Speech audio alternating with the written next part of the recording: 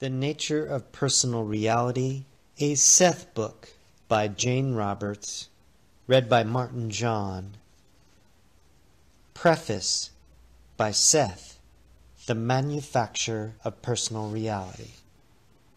Session 609, April 10, 1972, 9:29 p.m. Monday.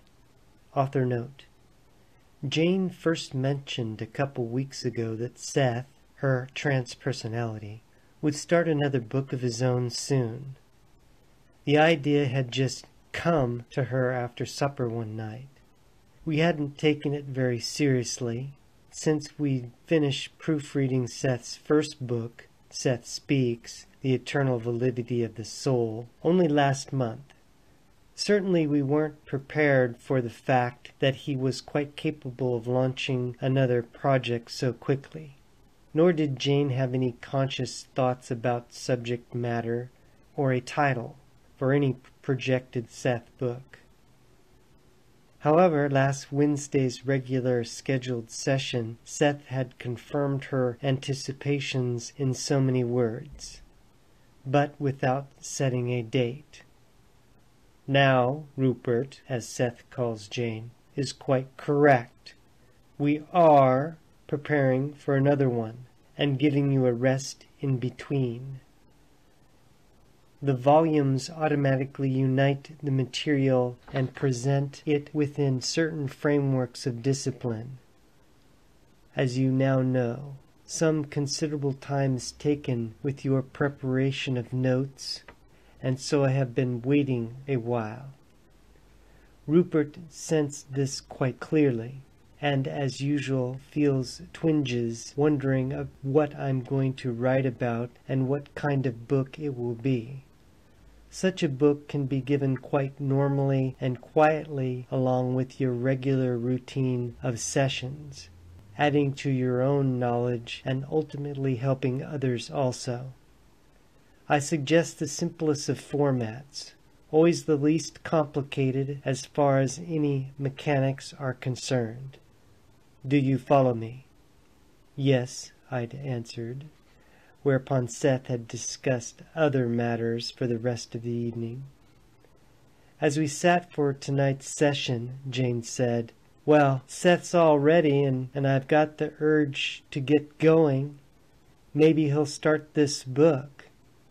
She hasn't been dwelling upon the subject particularly, or at least I don't remember her saying much about it.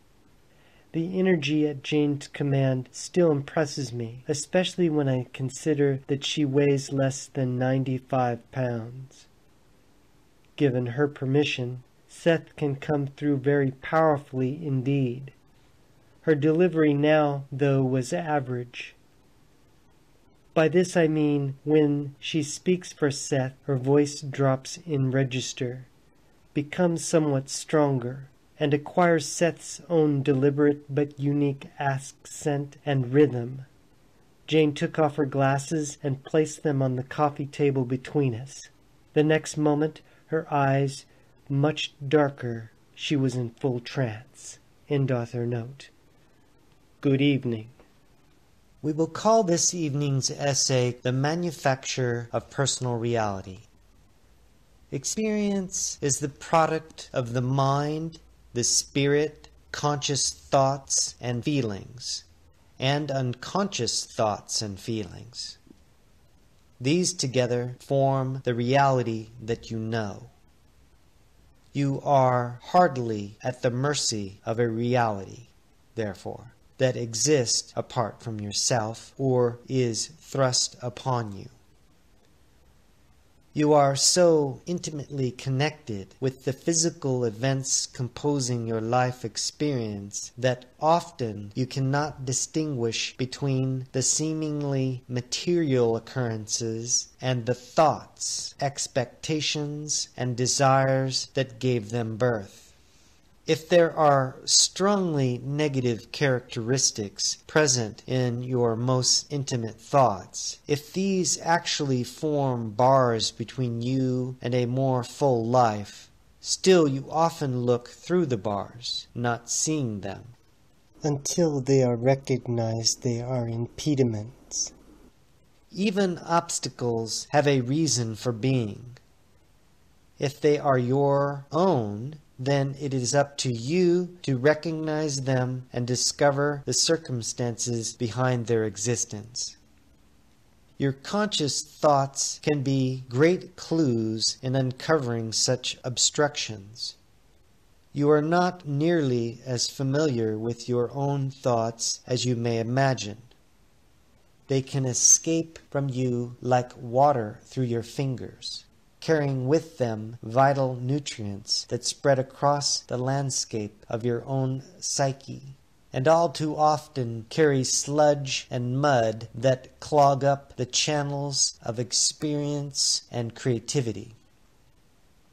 An examination of your conscious thoughts will tell you much about the state of your inner mind, your intentions and expectations, and will often lead you to a direct confrontation with challenges and problems. Your thoughts studied will let you see where you are going. They point clearly to the nature of physical events. What exists physically exists first in thought and feeling. There is no other rule. You have the conscious mind for a good reason. You are not at the mercy of unconscious drives unless you consciously acquiesce to them.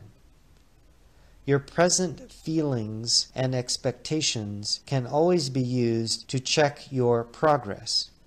If you do not like your experience, then you must change the nature of your conscious thoughts and expectations.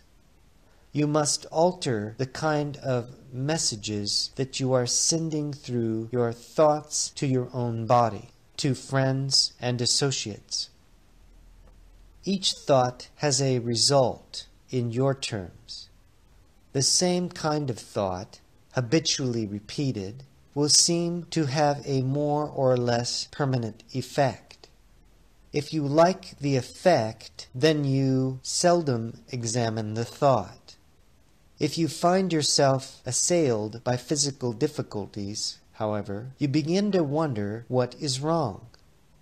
Sometimes you blame others, your own background, or a previous life, if you accept reincarnation. You may hold God or the devil responsible, or you may simply say that is life and accept the negative experiences as a necessary portion of your lot. You may finally come to a half understanding of the nature of reality and wail, I believe that I have caused these ill effects, but I find myself unable to reverse them. If this is the case, then regardless of what you have told yourself thus far, you still do not believe that you are the creator of your own experience. As soon as you recognize this fact, you can begin at once to alter those conditions that cause you dismay or dissatisfaction. No one forces you to think in any particular manner. In the past, you may have learned to consider things pessimistically. You may believe that pessimism is more realistic than optimism. You may even suppose, and many do, that sorrow is ennobling, a sign of deep spiritualism, a mark of apartness, a necessary mental garb of saints and poets. Nothing could be further from the truth. All consciousness has within it the deep abiding impetus to use its abilities fully, to expand its capacities, to venture joyfully beyond the seeming barriers of its own experience.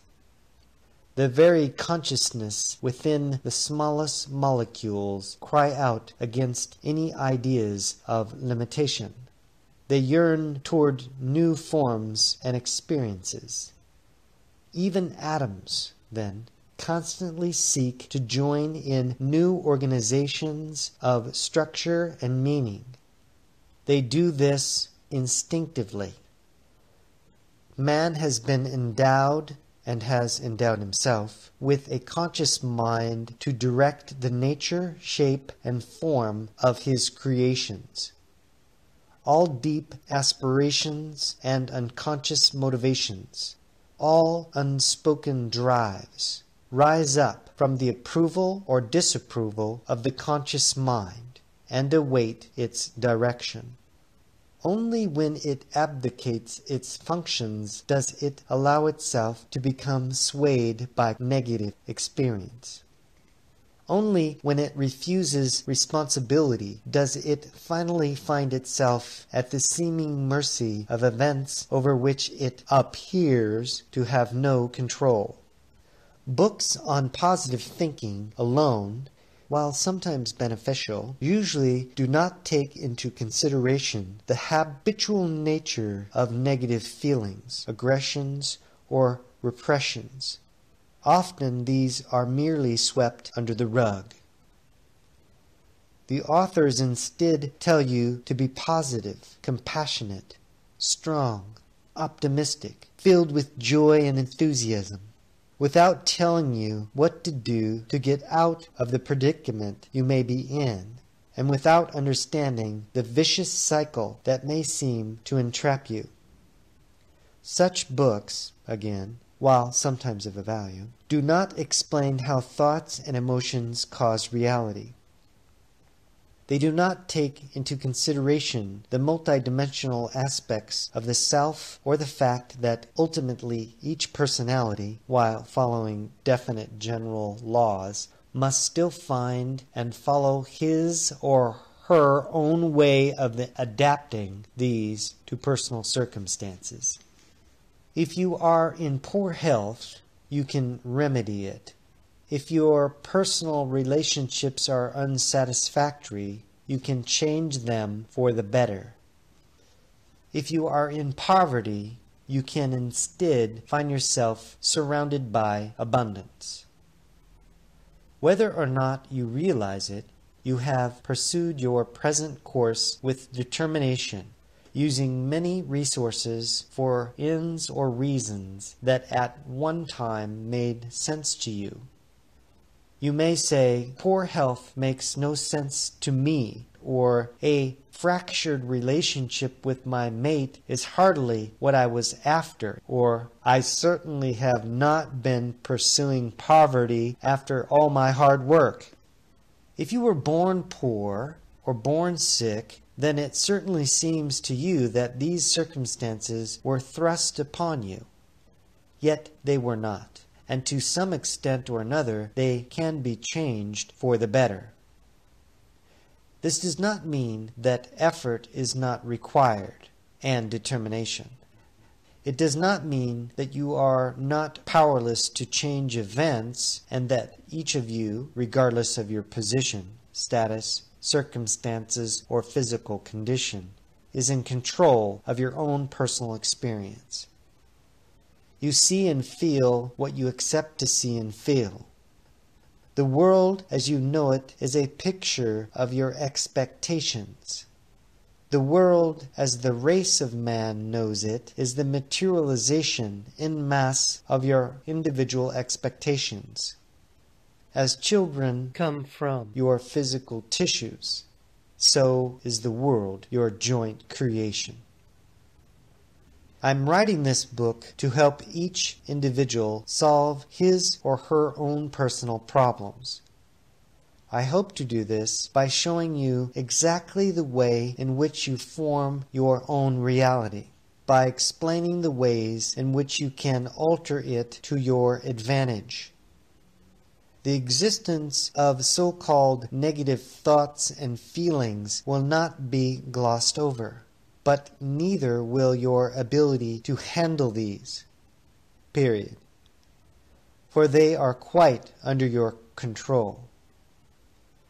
There are methods of using these as springboards for creativity. At no time will you be told to repress them, to ignore them.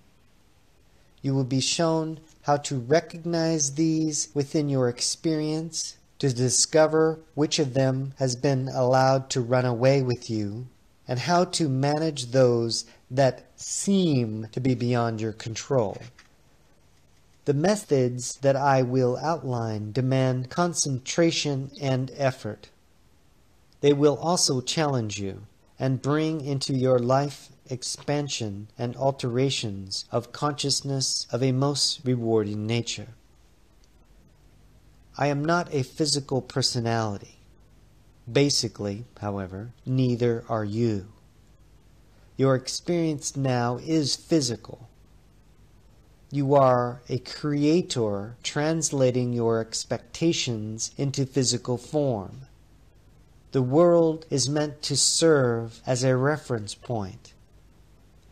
The exterior experience is a replica of inner desire.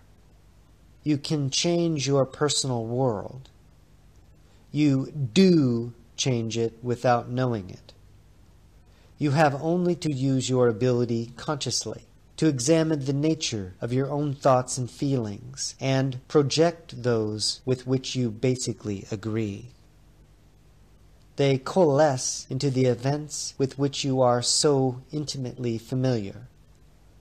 I hope to teach you methods that will allow you to understand the nature of your own reality and to point a way that will let you change that reality in whatever way you choose. End of dictation.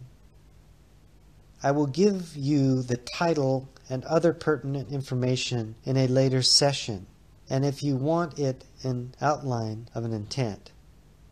The book will explain how personal reality is formed, with great stress laid upon the ways of changing unfavorable aspects of individual experience. It will, hopefully, avoid the Pollyanna attributes of many self-help books and tease the reader into an enthusiastic desire to understand the characteristics of reality, if only to solve his or her own problems. The methods given will be highly practical, workable, and within the abilities of any person genuinely concerned with those problems inherent in the nature of human existence. The point will be made that all healings are the result of the acceptance of one basic fact: that matter is formed by those inner qualities that give it vitality, that structure follows expectation, that matter at any time can be completely changed by the activation of the creative faculties inherent in all consciousness. Please title what we have done this evening as my preface. The dictated portion, that is. I bid you a fond good evening. End of preface. Peace, light, and love. Aloha.